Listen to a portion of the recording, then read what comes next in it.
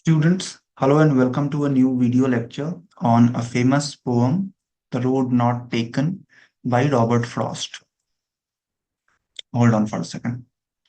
In this video, we will go through a few points relating to the life of Robert Frost. Then we will understand the summary. After summary, we will go through the stanzas one by one. And in the end, we will finish the video lecture by understanding the theme. Okay? Good. So without any further ado, let's get straight into it. Okay. Famous poet Robert Frost was born on 26th March 1874 in San Francisco, California, US. What does this make him? This makes him an American poet. He died on January 29, 1963, Boston, Massachusetts. Again, he was an American poet. He could describe the rural life of New England. Now, Robert Frost was quite capable of explaining the lifestyle of the people who lived in rural areas. He could use the knowledge of language to present the life of simple living people before the readers. Okay. Also, his command of colloquial speech was impressive. Colloquial means something that is not formal. This word is used for languages. A colloquial language is not formal and has several slangs and other informal words in it. Okay, good. Hmm. With the help of his realistic verse, he could portray the lives of ordinary people. This means that by using realistic verses could display or rather make clearly visible the life of an ordinary man, a layman, so to speak. Okay, Robert Frost's father, William Prescott Frost Jr., was a journalist, which means he was born to a journalist father. His writing style contains traditional stanzas and metrical lines. He favored simple rhyme scheme such as ABAB and AABB. His most common stanza is quatrain, which means four-line set, and he preferred blank verse. His famous work's name can be seen on the right side of the slide. Should you want to save a screenshot, go for it.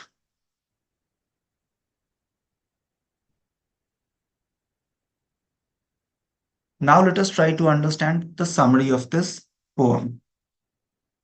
So there are a few things written about the poem on the screen, but let's begin with the start itself. A brief context I will give to all of you. In this poem, the protagonist has been walking on a particular single lane road. He, or probably she, but for the convenience, let's go with he, because we do not know the gender of the protagonist. He has now reached at a point from where the road splits into two. Now he will have to select one. This poem is all about making that decision and the aftermath. Okay. So the protagonist of this poem is facing a confusion. He doesn't know out of the two paths which one should he follow. He stands at a place where in front of him the road splits in two and he has to choose one. Okay. Second point. Despite his desire to travel both roads, he knows he must choose just one. He carefully considers his options, ultimately selecting the less traveled path. This decision, he believes, will have a significant impact on his life course.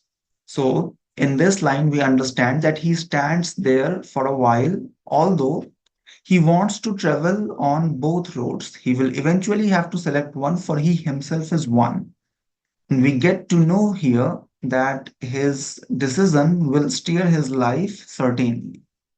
He then describes the appearance of both the roads and finally walks on the one less explored. Okay. He acknowledges that both roads are likely to have been traveled similarly by others. Despite his uncertainty about the outcome, he takes the less frequented route, believing it will make a difference in his life journey, which means his confusion doesn't end here. Despite having chosen one that appeared to be less walked on, he realizes that both probably are equally explored. He has taken a less explored one and is of the opinion that this decision will bring changes to his life. Okay. Fourth and last point, with the help of which we will understand this summary, is reflecting on his decision. He imagines telling others in future about the choice he made and how it influenced his life's path. Through this narrative, the poet explores the theme of individual choices and their impact on destiny, which means, in simple words, he also visualizes himself narrating this conundrum, this problem to others in future. He appears to be thinking that one day he may have to tell others how he had to once make a decision, how he eventually made one. Then he goes on to tell us about the theme of individual choice, which we will touch later in this video. Okay, so that was the summary. Now we will understand the stanza. And just so you all know, there are four stanzas, each containing 5 lines. Therefore, 20 lines are there in this poem in total. So, in first stanza, we find out that the protagonist has been walking through the forest and now has reached where the road, the single lane road, has split itself in two. So, let's read the stanza first and then we will try to understand it with the help of the explanation. Two roads diverged in a yellow wood, and sorry I could not travel both. And be one traveler, long I stood and looked down one as far as I could, to where it bent in the undergrowth. So he wants to follow both the roads, but cannot do that as he is one. And as we all know, being at two different places at the same time is almost impossible unless someone is a wizard, unless someone knows some magic. While standing there, he tries to inspect both the paths by looking as far as he can on both the roads. But because the roads are curved, he cannot see far enough. Okay, the roads are curved and he cannot see far enough. His sight gets obstructed by the curvature itself. Let us move to the next stanza. Okay, we will read the stanza first and then we will move to the explanation. There is an explanation given here. You can write down this stanza in the examination. You can also rote memorize it. But I am making it even more simpler. I am using my own words to make you understand what this stanza stands for. Okay? So listen to my words very carefully. Let us read the stanza first. Then took the other as just as fair, and having perhaps the better claim because it was grassy and wanted wear, though as for that the passing there had warned them really about the same. So, to put the stanza in simple words, in the following stanza, we learn, in this stanza only, not in the following stanza, in this stanza only, we learn that this protagonist has chosen one path. Why? Because it appeared to him as less worn or less traveled or less walked on. He thinks that the decision made by him might turn out to be the better one. But when he begins walking on the chosen road, the thought that both the roads might be the same and equally explored hits him. We now understand that self-doubt has started affecting him. Okay? This is the point in time where he, for the first time, comes across self-doubt. He has already made a decision, but he doesn't know whether his decision is actually uh, perfect or right or authentic or not. Because when he begins walking on the chosen road, at the same time, thoughts such as whether this road is actually in reality, if we check the reality, we check the veracity, If this road is actually less traveled, less explored, this thought begins to disturb him. So that was second stanza for you all. Moving to the third stanza. Okay, okay, let's read the stanza first and then we will. And both that morning equally lay in leaves no step had trodden back. Oh, I kept the first for another day, yet knowing how way leads on to way, I doubted if I should ever come back. Okay, this stanza, the meaning of the stanza would be, okay, first let's understand that the protagonist is indeed a confused individual. Okay, so third stanza tells us that he recalls since both the roads were similar looking, he will explore the left one in future. So he has chosen one path and he has left one. So the one that he has left, he has planned to explore it in future. But immediately he realizes that there might be no way back for him. For this road will take him to another and he may not return. Okay? We are talking about moving ahead in life. So there are two options in front of you. Let us understanding with the help of an example. You are a student, you have finished your BTech. Now there are two options in front of you. One is MTech, the other one is MBA. Both are equally attractive, uh, both offer good placement. Now, if you opt for MBA, you will have to leave MTech. If you go for MTech, you will have to leave MBA. And if you think that in future you will return back and enroll yourself for MBA program, that is not going to happen because once you have completed your MTech, you will be incorporated in some or the other firm where you will have to work. So that is what Robert Frost is trying to establish here because he thinks that there is no way back for the protagonist. The protagonist won't be able to return back to explore the path that he already has left. Let's move to the fourth and the last stanza. Okay, let's read the stanza first. I shall be telling this with a sigh. Somewhere ages and ages hence, two roads diverge in a wood, and I took the one less traveled by, and that has made all the differences. This is the last stanza. The last stanza makes us aware that he is foreseeing something.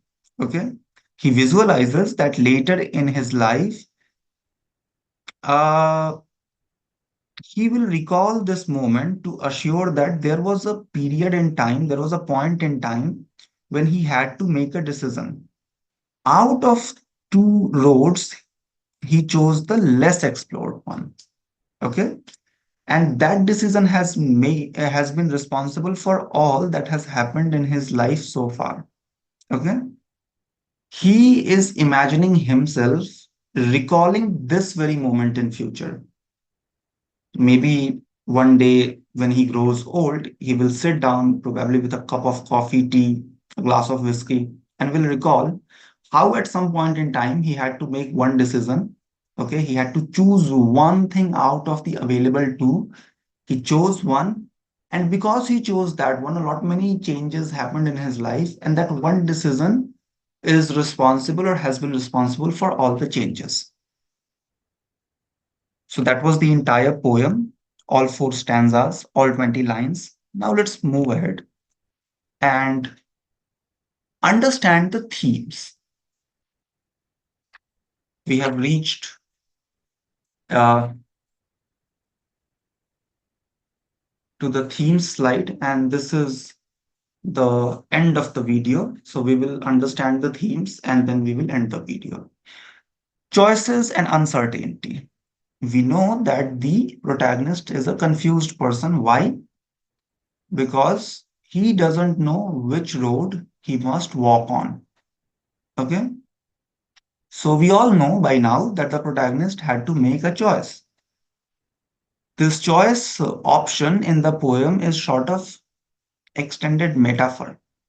See, we all have to make choices And sometimes it is indeed difficult to pick one out of the available two.